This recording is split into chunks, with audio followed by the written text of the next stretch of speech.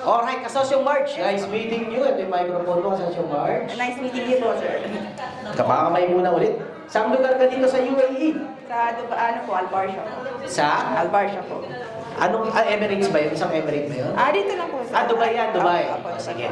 Anong, bati ka muna sa mga kasosyo natin? Pakilala Hello po, natin. nice meeting you po. Hello po, I'm Marjorie po. Hello po.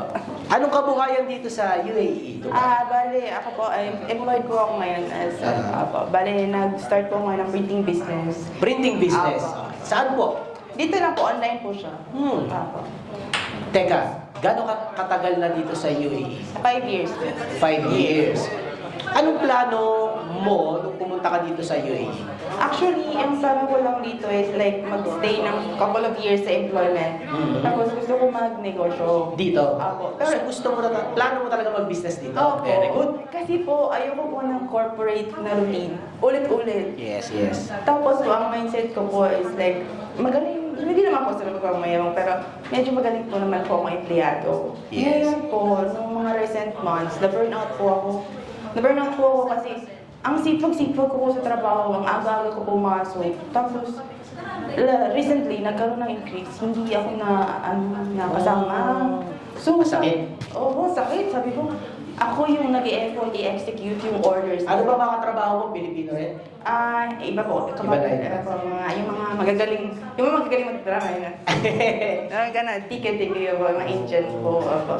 Tapos po, sabi ko, yung effort na in-exert ko sa trabaho, kung in-exert ko yun sa sarili kong negosyo, siguro, mas okay yung buhay ko ngayon. Like, mas madami ako, hindi ako burnout, masaya ako. So, yun po yung ano ko, sabi ko, bakit sila kaya nila? Yung mga nakikita ko po sa daan, sabi ko, hindi naman ako tangat masyado, hindi rin naman ako, mabango naman ako. Yes. Tapos, bakit sila kaya nila? Sabi ko, magagaling naman yung mga Pilipino. Dito kasi po, pag empleyado, parang nababansin ko lahat kabayan. Parang konti lang yung mga nananalaman ng may negosyo. So, sabi ko, bakit pagkabayan laging empleyado? Sabi ko, bakit hindi pwede kagaya nila? Na sila nga hindi sila magaling masyadong mag-English. Sila hindi. Tama. Yes, mga, you want here? Yes. Coming, no coming. Pero ang galing nila. Negosyo sila sa nagtitinda sila ng chai. One dirham, sa dami ng tao, mas magpera sila sa atin. So sabi ko, nag-decide ako, nakita ko si Coach Ace. Yeah, makikilala niyo na si Coach Ace. Po. Yes. Actually, nag-start ko kay Coach Ace. Pinalo ko po siya. Ni-stalk ko siya. Pinanood ko lahat ng videos niya. Hanggang sa na-inspire ako. Nag-start ako mag-sell sa Amazon. Nice, Boss Ace. Isa rin pala sa naging blessing kayo dito. Siya din po nag-ano sa inyo na... Salamat po.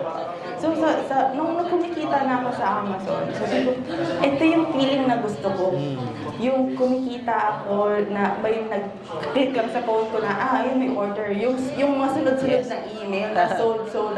Ito yung gusto ko. So, ngayon ang problema ko, hindi pa ako pwede mag-resign agad-agad. So, ang ginawa ko, inunti-unti ko. Last year, nag-decrease ako kumuha ng trade license. Okay. Last year yun. Last year po. So, ngayon na meron akong trade license. Uy, meron na. Yes po. So, legal na. Legal na po yung... Congratulations. Opo. So, ngayon po, ang sunod kong goal, dahil po sa mga na-inspire ako kay Coach Ace, na bakit hindi na lang maging negosyante or ganyan. Gusto ko na rin po ngayon kapag maging investors visa, magkaroon akong Kaya mo yan. Investor visa naman. Yes po. Kasi ayoko nang maging magaling na empleyado. Gusto ko nang maging magaling na negosyante. Kaya. Ganon. Kaya. Dami na magawa. Huwag lang tayong magaling na empleyado lagi. Dapat magaling na negosyante. Ganon. So, kaya meron ka ng trade license. Yes So, po. legal na, hindi ko na buburahin yun. Ibig sabihin, pwede na. Apo. Anong service mo? Anong business na yun? Balik po printing business po. Printing na? T-shirt po, tote bags, yung mga customers Anong market po. mo? Ngayon po, corporate gifts, souvenirs, yung mga sa weddings, kung mga personal din po, nag-printing ako, may papaprint kayo, magpapalit ka na lang din po. Okay. Mga ganun. Paano marketing? Nagpo-post? Ngayon O- po kasi, since starting and employed po ko, ginagawa ko na may page po. Papalike ako ng page. Tapos, minsan, nasa ano po, flea markets. Ano yun? Meron Ano po po yun? yung flea markets po is yung betahan siya ng mga old stuff or like second hand or yung ukay-ukay. So doon ako... Dito sa UAE? Yes po. Okay. So doon ako tumatambay, doon ako nagpapalike ng page kasi doon, kunyari, mga dope bags. Kailangan nila, wala silang lalagyan ng mga pinamili nila. Doon ako nagmamarket ng products ko. Tapos yung iba doon, nag-PPM na, uy, ganyan na ganyan. Paano mo minamarket doon? Nakatayo ka? Ay, hindi po. Since mahilig din naman po ako sa ukay-ukay, so, Chika-chika doon? Oo, talaga.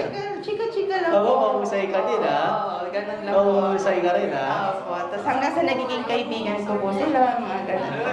Ngayon na ba ka sa Mark? Ngayon may trade license ka na, may trabaho ka pa din dito sa UAE. Anong plano mo? Magre-resign ka na next year? Or kung ano man, anong plano?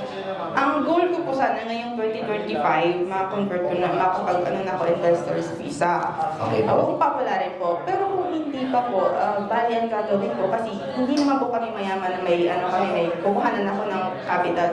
So ang gagawin ko po is like, yung kinukuha ko sa pagiging empleyado ko, i-convert ko siya sa negosyo ko. Susuportahan ko yung negosyo ko hanggang sa kaya na niyang tumayo. Pag kaya na niyang tumayo, doon na ako. Tama, wag mo na mag-resign. Okay lang yan. Yes po, kasi hindi naman tayo kahit pinalad na may backup na family or wala po. Actually, sa family po namin, ako lang po yung nagtatry na makaka... First generation entrepreneur, ha? Yes po, ako yung nagtatry na mag-step back para maputol na yung corporate rat race na sinasabi nila. So, ganun po.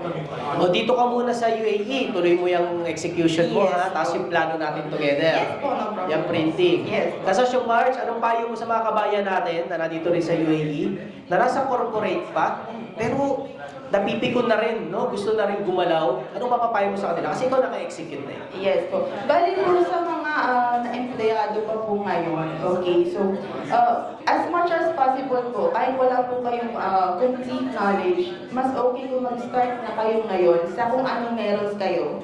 In the long run po, yung effort na yon na pinuput nyo sa pagiging empleyado sa kumpanya nyo, i-put nyo na po doon sa negosyo na startan nyo ngayon. In the long run, lalaki na po yun. And by that time na kayo na yung mag-stand alone, pwede na kayong umalis doon sa corporate rat cycle na sinasabi. And yun po yung, yung happiness na hindi mo makukuha kahit kailan doon sa rat race na sinasabi nila. Yun po, yung freedom na wala nang maninigaw sa'yo. Ganun po. Sa kanila pwedeng ma-reach out, kasosyong March, at saka yung printing business mo, sa nila pwede ma-contact. Sige po. May page po ako sa Doodoo Dada. D-O-O-D-A-D-A. Doodoo Dada. Okay, yun na mismo. Dudu Dada. Ano yan?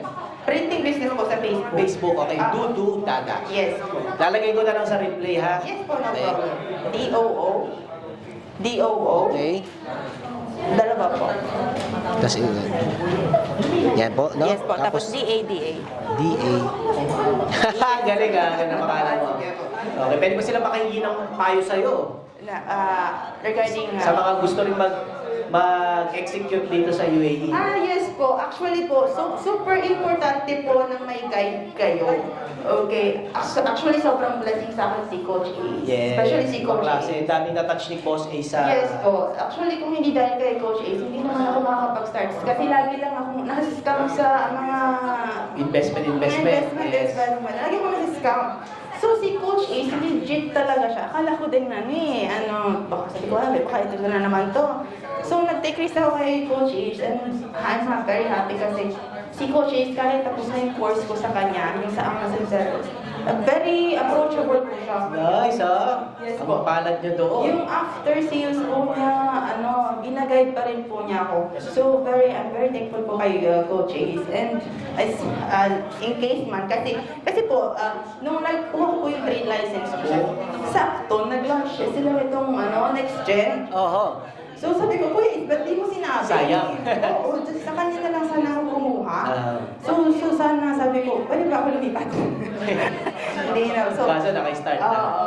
So baka po, pag-renewal na lang, baka pwede. Isang magandang sitwasyon mo, Kasosyo March. Apo. Nag-asikaso ka ng sarili mong pag-ayos ng papeles dito sa Dubai. Yes. Di ba? Nag-asikaso ka. Pero given a chance, marekomenda mo bang humingi na lang ng service sa next gen para asikasuhin yun? Anong marekomenda mo? Actually po, yes po. Super importante po. For trade license po, makakabili po tayo kung kahit kanino. Lahat ng services. Makakabili kayo niyan kahit saan. Makakapag-provide sila. Pero yung after sales po kasi, yun ang hindi nabibigay ng lahat. Pag nabili mo na sa kanila, wala sila pakalam. Alam nyo, kunyari sasabihin nila, call this number, customer service number. Tawag ka, wala naman sumasagot. Wala namang, hindi naman nila masingis. Tapos, sa basically sa akin, though, si Kuya matatanong mo siya. Kahit alas 2, magre-reply yan. Though late na siya mag-reply kasi super busy niya. Magre-reply. So, Bilis-bilisan daw ang reply, boss. so, hindi. Kasi super, wala na po. Hello? Check, So, check. yun po, bale, after sales po, yung customer service, yun po yung isa sa pinaka-importante. Kasi hindi po lahat magbibigay nun. Bibentahan ka lang nila, wala na after. So, mas importante po yung para sa akin. Yes po. Okay, very good. Kasosyong March, maraming salamat. Nag-meet tayo. Kontakin niyo na si Kasosyong March. Salamat sa pagpapatunay na yung empleyado sa UAE, kaya rin mag-execute doon. Yes po. Kung hindi man sobrang bilis, kahit dahan-dahan. Dahan-dahan. Importante po, mag-move forward po tayo. Yeah. Balabakan Kasosyong March. Nice meeting you, Kasosyong March. Thank you po. Galingan mo pa, ha? Apa, thank you. Kasosyo Perfect Global Group Dubai! Saan man sa mundo, isisigaw ko